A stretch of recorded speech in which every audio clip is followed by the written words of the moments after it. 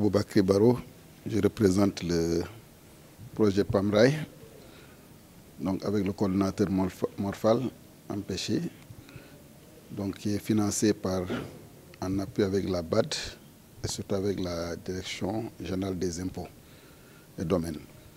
Donc il appuie entre autres le côté attractivité et compétitivité de l'économie sénégalaise, et ça, à ce titre, a appuyé l'association sénégalaise Normalisation pour le compte du ministère en charge de l'industrie pour le financement en partie du plan d'action de la politique nationale qualité. Et sur les actions, on avait eu à organiser en 2022 une formation des acteurs de la filière mangue sur les bonnes pratiques agricoles. Une recommandation forte en était ressortie, à savoir mettre à niveau les exportateurs pour être sensibilisés sur les bonnes pratiques agricoles, surtout l'utilisation des pesticides, en même temps que les bonnes pratiques agricoles et l'hygiène. Tout cela pour garantir la promotion de l'exportation des mangues sur un marché international assez exigeant. Exigeant en termes de normes, mais également exigence en matière de mesures sanitaires et phytosanitaires. Et ce qui ressortait donc du premier atelier, c'est les zones de collecte des exportateurs qui n'étaient pas homogènes. Il y avait donc plusieurs sources d'approvisionnement. Et il était difficile, s'il y a des dysfonctionnements, d'assurer la traçabilité.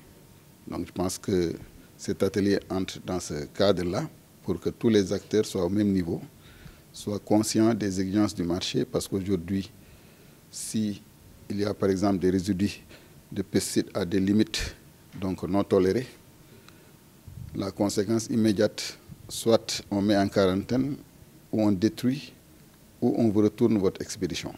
Et ça peut avoir des conséquences fâcheuses sur l'économie nationale, surtout pour une filière aussi sensible que la mangue. Donc également, il y a une dynamique de transformation qui est actuellement une option des autorités sur la chaîne de valeur. Également, ceux qui seront en charge de transformer les mangues en termes de jus, de nectar, comme également de mangues séchées, entre autres, auront également à faire face à ces exigences par rapport aux produits finis. Donc si tous les acteurs ne sont pas au même niveau, donc toutes ces problématiques vont nous rattraper.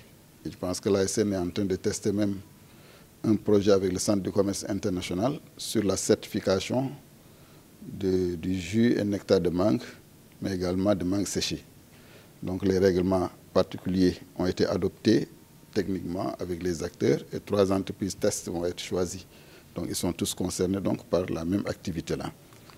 Donc vraiment, c'est de dire que c'est à ce niveau-là que le PAMRAI a assuré également le financement de cette activité-là pour répondre à une recommandation forte qui a été faite suite au premier séminaire.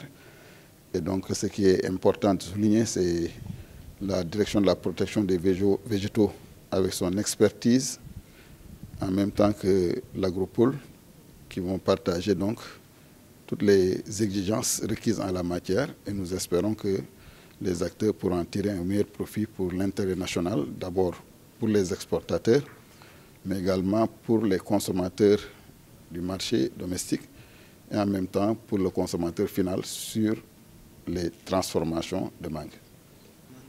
Je pense que là, l'importance de la présence des agropoles. Je pense que les responsables des agropoles viendront sur ça parce que ça fait partie de leur orientation stratégique. C'est pour pouvoir récupérer tout cela et éviter les déperditions pré- et post-récolte et en même temps donc accompagner cette exploitation donc avec de la plus-value. C'est là où intervient naturellement l'ASN. À partir du moment où on a des mangues de qualité, des mangues soit exportées en l'état ou transformées, l'ASN va au bout de la chaîne. Au bout de la chaîne par la certification. Ça, c'était un maillon qui manquait un petit peu. C'est pourquoi on le teste actuellement avec le CCI, avec l'accompagnement donc, de l'ambassade de la Grande-Bretagne, pour tester avec 3 entreprises pilotes, pour démontrer que la fin de la transformation, c'est également la confirmation par la preuve de cette conformité à travers la certification. Et comme Sangaré l'a dit tantôt, l'ASN est accréditée sur la certification de produits. Et si ces mangues transformées sont certifiées, ils vont être acceptés naturellement sur le marché, aussi bien domestique, régional qu'international. Donc ça va être le bouclage de la chaîne. Et je pense que là, les représentants de l'agropole sont là.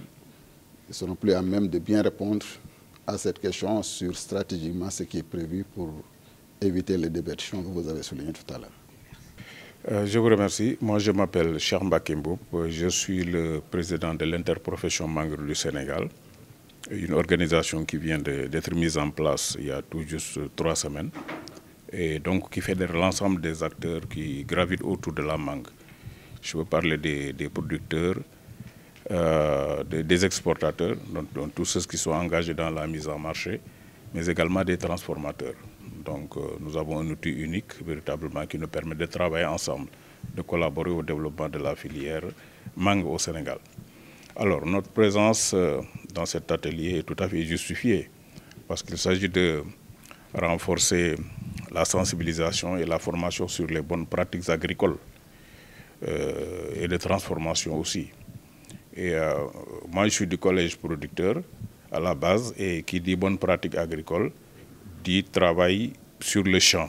Il y a tout un ensemble d'activités à mettre sur le champ, notamment l'assainissement des vergers pour véritablement éviter par exemple la prolifération des nuisibles, des insectes de quarantaine tels que la mouche des fruits, pour éviter aussi la prolifération des maladies. Nous commençons à avoir des problèmes sur l'anthracnose, sur la fusariose.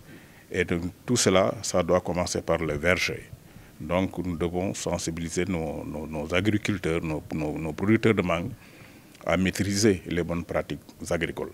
Parce qu'une fois qu'en fait la mangue est produite de très bonne, et qu'elle est de très bonne qualité, je pense que tout le reste sera beaucoup plus facile, notamment la transformation. Il y a aussi, au-delà de la production, les aspects liés au transport, même aux techniques de récolte, au conditionnement, au transport, au stockage. Et toutes ces bonnes pratiques-là, si l'agriculteur ne les maîtrise pas, l'exportateur va avoir des problèmes, le transformateur va avoir des problèmes. Donc notre présence dans cet atelier est tout à fait justifiée pour pouvoir véritablement partager des expériences et les restituer à l'ensemble des acteurs qui gravitent autour de la filière. Et pour cela, nous remercions l'ASN d'avoir pensé à inviter l'interprofession, donc qui fédère l'ensemble des métiers qui gravitent autour de la mangue du Sénégal. Les impacts, ils peuvent être multiformes. On a parlé tout à l'heure de la mangue casamançaise. La bonne pratique, je pense que ça commence d'abord par le choix de la variété, la pépinière déjà. Et donc si on fait un très bon choix d'une bonne pépinière, qu'on implémente le verger selon les normes prescrites, donc on peut présager avoir de meilleures récoltes. Les bonnes pratiques, ça veut dire qu'en fait nous utilisons les bons pesticides, nous utilisons les bons engrais, nous faisons les tailles, les entretiens des vergers quand il s'agit de le faire. Et à terme, donc, nous pouvons présager, augmenter les rendements. Parce qu'aujourd'hui, nous savons que nos rendements sont très faibles. Si ma mémoire est bonne, nous sommes autour de 5 à 9 tonnes par hectare. Alors que nous avons un potentiel qui peut aller dans les vergers traditionnels jusqu'à 15-20 tonnes. Et dans les vergers modernes, on peut aller jusqu'à 50-60 tonnes. Donc, toutes ces bonnes pratiques-là peuvent aider à augmenter non seulement la qualité, mais la productivité de la mangue. Et donc, de ce point de vue, je pense qu'ils sont importants. Et dès lors qu'en fait, on peut augmenter la productivité et la qualité, mais la valeur ajoutée peut être augmentée. Parce que c'est ça l'essence des agropoles dont on a parlé tout à l'heure. Industrialiser les produits agricoles au lieu de les exporter bruts. Et donc créer de la valeur ajoutée localement et la partager localement avec les acteurs qui gravitent autour des filières agricoles. Je vous remercie, c'est une question extrêmement importante. Je pense qu'en fait, la question de la mouche, de la mangue, ça fait bientôt 20 ans ou plus que des organisations telles que la Direction de la protection des végétaux y travaillent. surtout dans le cadre du projet Sirimao. Dans un premier temps, il fallait connaître l'insecte lui-même, dans son écologie, dans sa biologie, etc. Je pense que la DPV a fait un excellent travail là-dessus. Et aujourd'hui, nous maîtrisons cette mouche-là. Et il y a aussi les techniques aujourd'hui de les contrôler. Donc, de ce point de vue, ce qui reste, c'est d'avoir les moyens justement pour faire de la lutte. Parce que jusqu'à présent, mon collègue Massar ne me démentira pas, on a surtout fait de la surveillance. Maintenant, il est grand temps, cette surveillance a produit des résultats très probants. Il est grand temps maintenant qu'on passe à la lutte. Et la lutte, c'est véritablement mobiliser les moyens qui permettent de contrôler la profilation de la mouche. Il ne s'agit pas de les éradiquer parce que c'est pratiquement impossible. Mais nous avons des techniques pour contrôler la densité au sein des vergers. Aujourd'hui, il y a des vergers témoins où on a d'excellents résultats. Le taux de contamination des mouches est extrêmement faible. Et c'est ça qu'il faut, disons, passer à l'échelle au niveau du petit producteur.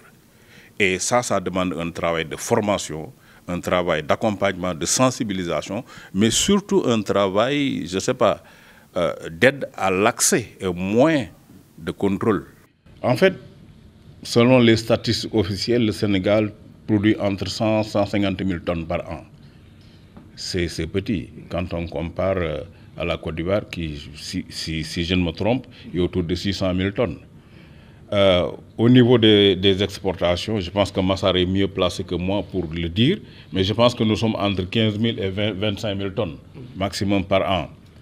Et il y a un potentiel, parce que 150 000 tonnes, n'oublions pas que nous avons peut-être 30 à 40% de pertes. Dû aux insectes, dû au fait que nous n'avons pas peut-être suffisamment de pistes de production pour rapidement évacuer les productions. Et c'est à ce niveau aussi que la transformation peut aider. Ce que nous ne pouvons pas peut-être exporter, que nous pouvons le collecter au moins et le transformer. Parce que le marché, par exemple, de la mangue séchée, mais c'est un marché énorme. Moi, j'ai discuté avec des Sud-Africains qui me disent, mais pas plus tard qu'il y a 3 jours, on discutait avec un monsieur qui nous dit, mais le kilo de la mangue séchée, on peut l'avoir à l'équivalent de 8 000 francs aux Pays-Bas. Vous voyez? Et aujourd'hui, il y a des technologies de transformation qui ne sont pas chères. Et véritablement, les gens sont prêts à vous mettre en place des unités clés en main. Formation de vos techniciens et tout. Et je pense que si on va vers ça, on va d'une part réduire les pertes post-récolte et aussi ajouter de la valeur avec la transformation. Donc je pense que c'est tout cela qu'il faut réfléchir ensemble de manière cohérente et avec tous les acteurs. Parce que comme on a l'habitude de dire, c'est pourquoi on s'est mis en interprofession d'ailleurs. Le producteur, s'il produit et qu'il ne voit pas d'entreprise de mise en marché, ben, il va brader. L'entrepreneur qui veut faire de la mise en marché, si derrière il ne travaille pas avec le producteur pour justement que les normes soient respectées, ben après il y aura des problèmes d'inconformité et ça ne passe pas. Le transformateur, c'est la même chose. Donc il faut qu'on travaille de manière collaborative, qu'on sache que en fait, les acteurs, c'est en se mettant ensemble qu'on peut développer des forces qui nous permettent ensemble de travailler à améliorer notre chaîne de valeur, quoi.